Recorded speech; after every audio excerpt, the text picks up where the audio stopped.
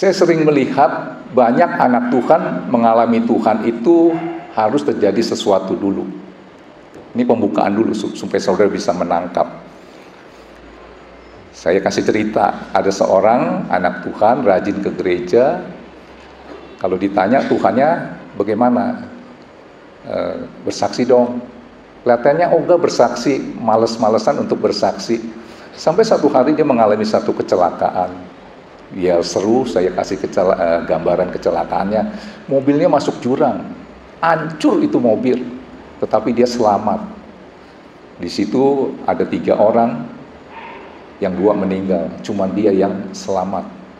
Tetapi dia mengalami patah kaki dan harus diamputasi.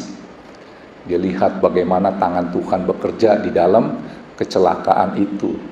Dia baru bilang, Tuhanku dahsyat luar biasa. Kalau nggak ada pertolongan Tuhan, saya sudah mati bersama teman saya yang 2 itu.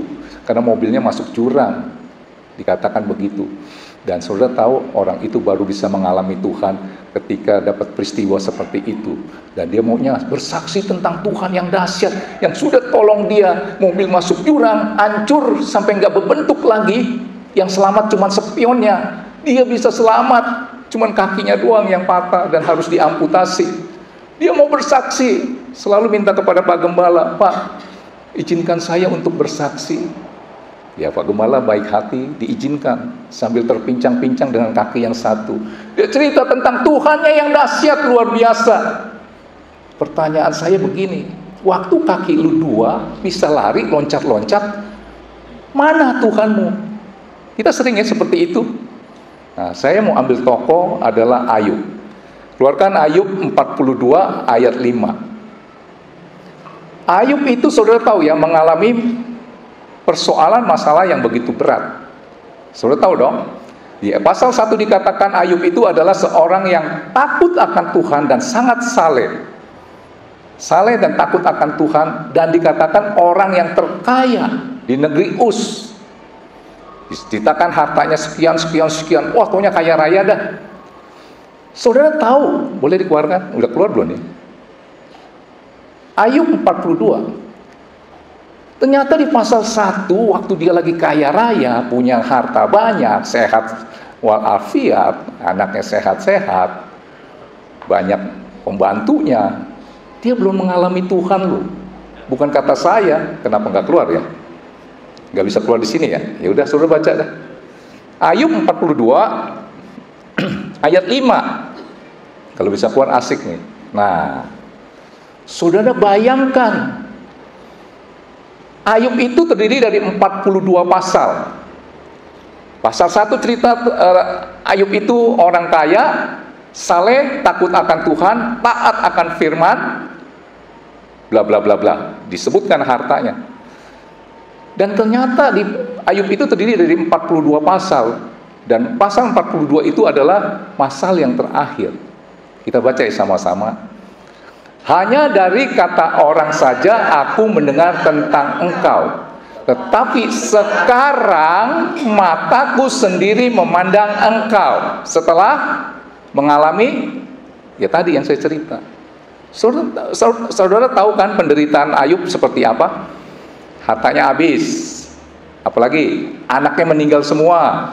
Belum cukup, apalagi sakit penyakit. Nah, saya harap saudara harus mengalami Tuhan, nggak usah mengalami peristiwa yang saya tadi cerita. Emang saudara harus bangkrut dulu baru kenal Tuhan, mengalami Tuhan. Saudara harus masuk penjara dulu, baru ketemu Tuhan, mengalami Tuhan. Karena saya sering banyak kesaksian, saya diikut di Full Gospel Businessman. Kok kamu sekarang bisa aktif ya? Dulu bagaimana? Nah, dia cerita tuh, ketemu Tuhannya di penjara. Saudara nggak usah harus seperti itu. Nah, ini ada 5 poin ya. Bagaimana saudara bisa mengalami Tuhan tanpa harus mengalami seperti itu. Begini saudara, cara pandangmu kepada Tuhan itu menentukan caramu menerima berkat dari Tuhan. Kalau kau pandang Tuhan itu adalah Bapa yang baik, saudara sebagai Bapa mau memberi apa kepada anaknya? Yang terbaik, betul nggak? Nah begitu juga kalau saudara memandang Tuhan itu adalah Bapa yang baik, maka berkatmu adalah berkat dari Bapa yang baik. Bapak-bapak yang baik banting tulang, sekolahin anaknya sampai tinggi. Itu kan pengorbanan, apalagi Bapak yang di surga. Saudara harus tangkap ini, ya. Nah, Tuhan mau saudara mengalami dia, nggak usah seperti yang saya tadi cerita. Saya baca ulang ya. Keluarkan biar dipanteng. Ayub 42 ayat 5. Hanya dari kata orang saja aku mendengar tentang engkau. Ternyata dulu dia dengar doang. Tetapi sekarang mataku sendiri melihat. Tetapi sekarang mataku sendiri memandang engkau. Saudara, kalau mau mengalami Tuhan juga jangan kata orang. Kalau saudara lihat di sini, ternyata di pasal 1 waktu kaya-kayanya, waktu makmur-makmurnya Ayub itu dikatakan hanya dipanteng aja di sini. Karena ayat ini ada kekuatan yang luar biasa. Hanya dari kata orang. Saudara juga harus mengalami Tuhan, jangan kata orang. Contohnya begini, satu hari pas Stephen Joni, gembala saudara datang ke rumah saya. Nah sebelum pulang saya pesan-pesan kepada Pak Stephen Joni.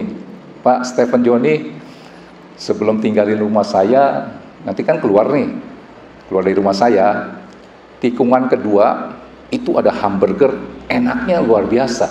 Pak Stephen Joni cobain dah, mumpung ada di rumah saya, ada di Jakarta. Kalau nggak cobain nanti nyesel. Saya cerita begitu. Emang enak Pak Julius? Iya enak, itu baru dibuka tuh 2 minggu yang lalu. Waduh ramai bukan main karena enaknya luar biasa. Enaknya minta ampun, kita udah minta ampun aja masih aja itu hamburgernya enak. Pak Stephen Joni tambah penasaran. Bener nih Pak Julius? Bener, dia tanya sama saya. Emang Pak Julius sudah coba? Udah cobain? Belum sih, cuman kata orang hamburger itu enak. Artinya saudara juga mengalami Tuhan, jangan kata orang. Kata tetangga tuh, Tuhannya dahsyat, kanker stadium 3 sembuh. Kita sakit encok, doa 22 tahun, kagak sembuh-sembuh. Saudara harus ngalamin sendiri. Saudara rindu untuk bisa mengalami Tuhan?